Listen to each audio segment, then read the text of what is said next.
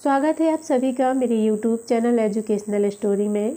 आज की कहानी है मालती जोशी जी की कहानी पराई बेटी का दर्द। अगर आपको हमारी कहानी पसंद आए तो कृपया हमारे वीडियो को लाइक एंड सब्सक्राइब ज़रूर करिएगा। कहानी शुरू करते हैं। हम लोगों को वहाँ बैठे हुए करीब 20 मिनट हो चुके थे और मेज़बान का कहीं अता पता न था। ऐसा नहीं है कि हमारे साथ कोई बदसलूकी की गई हो। हमें सादर ड्राइंग रूम में बिठाया गया था। एसी चालू करके बाद ठंडा पानी पिलाया गया था। चाय शरबत के लिए पूछा गया था। हमारे सामने हिंदी अंग्रेजी अखबारों का पत्रिकाओं का ढेर लगा दिया गया था, पर जिनसे मिलने हम इतनी लंबी यात्रा करके आए थे उनके अब तक दर्शन नहीं हुए थे। ये सब लड़के वालों के लटके झटके हैं, इन्होंने दबी जुबान से कहा।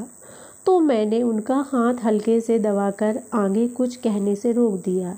गृह स्वामी का अमला आसपास घूम रहा था। कोई भी चुगली खा सकता था। वैसे उनका कहना सही था। कुछ लोगों का अहम इसी से संतुष्ट हो जाता है कि कोई ड्राइंग रूम में बैठा उनकी बात जोड़ रहा है। हम लोग कोई औचक नहीं आए थे। कल चलने से पहले बाकायदा फ़ोन कर दिया था। 12 घंटे की यात्रा करके सुबह यहाँ पहुँचे थे। होटल पहुँचकर फिर एक बार फ़ोन कर दिया था।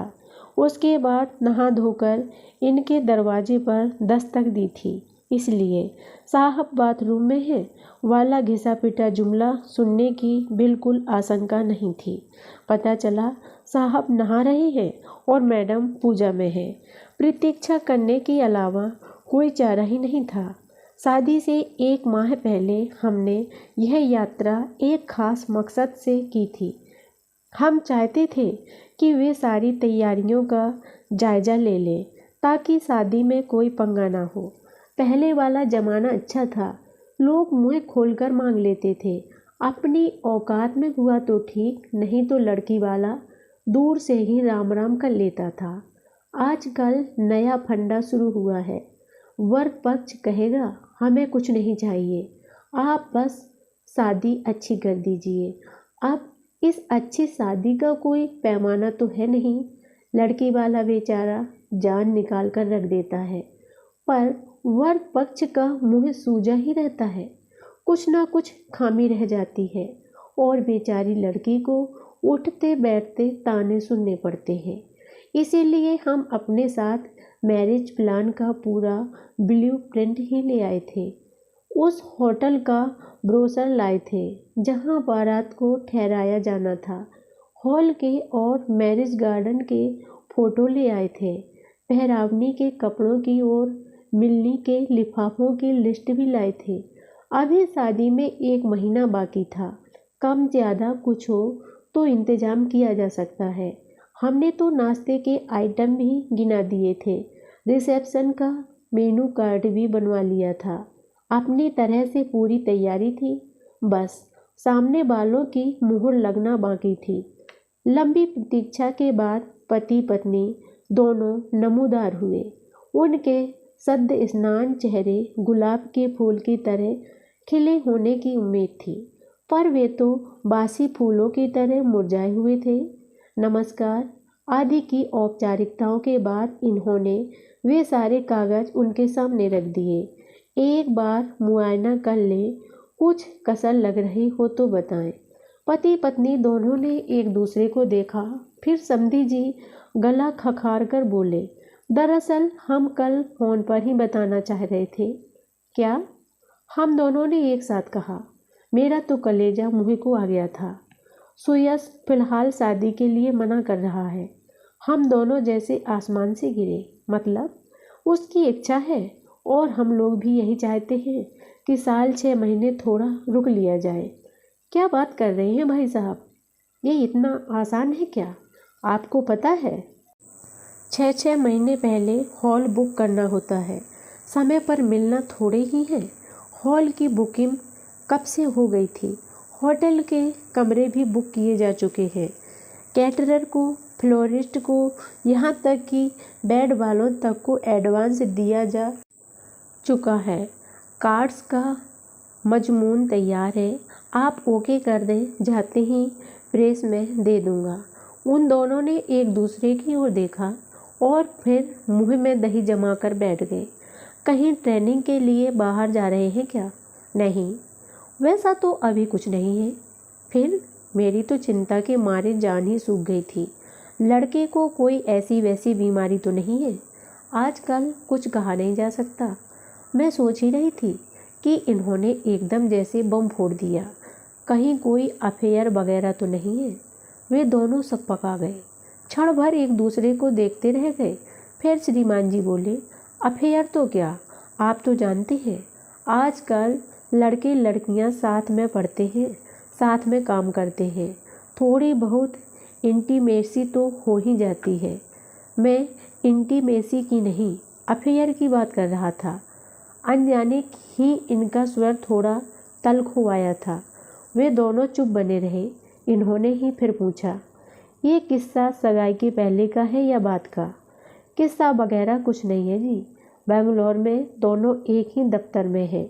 पिछले 2 साल से एक ही प्रोजेक्ट पर काम कर रहे हैं।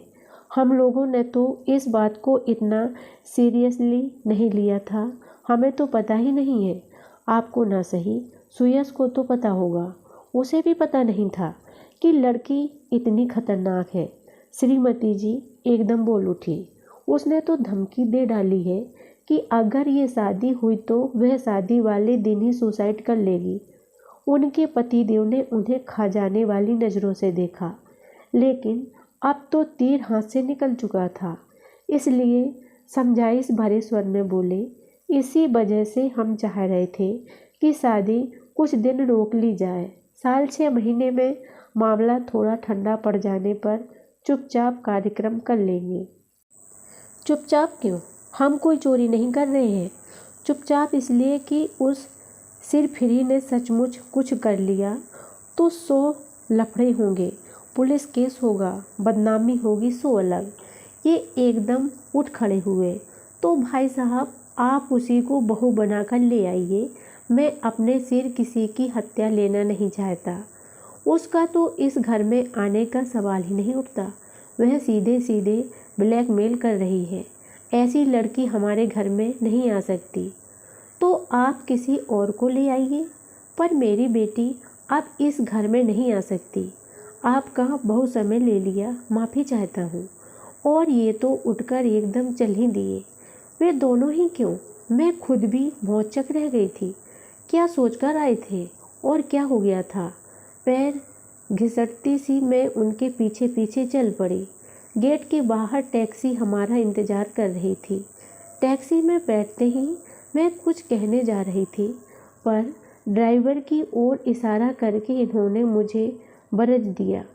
बड़ी मुश्किल से होटल पहुंचने तक चुप बनी रही।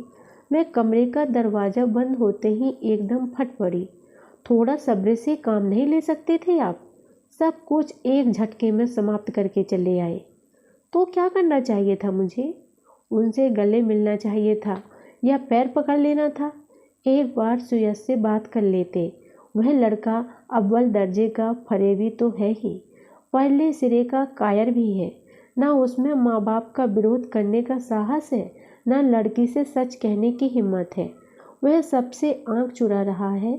ऐसी मिट्टी के माधो को मैं अपनी बेटी नहीं दे सकता। अंकिता से एक बार पूछ लिया होता। कोई भी स्वाभिमानी लड़की इस रिश्ते के लिए तैयार नहीं होती। और मैं सोचता हूँ मेरी बेटी में पर्याप्त आत्मसम्मान है। लोग क्या कहेंगे? लोगों के डर से क्या लड़की को कुएं में फेंक दूँ? हम ना सही, कोई ना कोई तो लड़की दे ही देगा। हिंदुस्तान में लड़कियों की कमी थोड़ी ही है। तो क्या करने को कहती हो? अखबार में इश्तहार छपवा दें या सब जगह मुनादी करवा दूँ? जब से हमारी बहस शुरू हुई थी, इनका स्वर क्रमशः ऊंचा होता चला जा रहा था। सुयस के घर पर इन्होंने अपना गुस्सा किसी तरह पी लिया था। वह अब बाहर निकल रहा था। इस आखिरी वाक्य में तो इनकी आवाज़ तार सप्तक पर ही पहुंच गई। मैं सहमकर चुप हो गई। होटल में बैठे थे हम लोग। आसपास के कमरों तक आवाज़ गई। तो लोग क्या कहेंगे। इसके बाद इस विषय पर हम लोगों में कोई बात नहीं हुई। रात का सफ़र भी खामोशी से ही कटा, पर सुबह उतरने से पहले मुझसे नहीं रहा गया। मैंने कहा, आप नाराज़ तो होंगे, पर सारी रात मुझे नींद नहीं आई है। बस यही सोचती रही कि अंकिता से जाकर क्या कहूँगी। ये गंभीर स्वर में बोले, मैं भी नहीं सो पाया हूँ। अंकिता की मुझे चिंता नहीं है, इसके लिए हम अच्छा ही सोचेंगे। लेकिन मैं यही सोचता रहा कि उस निरीह कन्या को आत्महत्या से कैसे रोकूं, या वो दूसरी कन्या जो बेवजह बलि का बकरा बनने जा रही है, उसे कैसे बचाऊं। मैं माँ थी, सिर्फ अपनी बेटी का सोच रही थी। वे पिता थे, इसलिए उनकी चिंता भी सार्वभौम थी।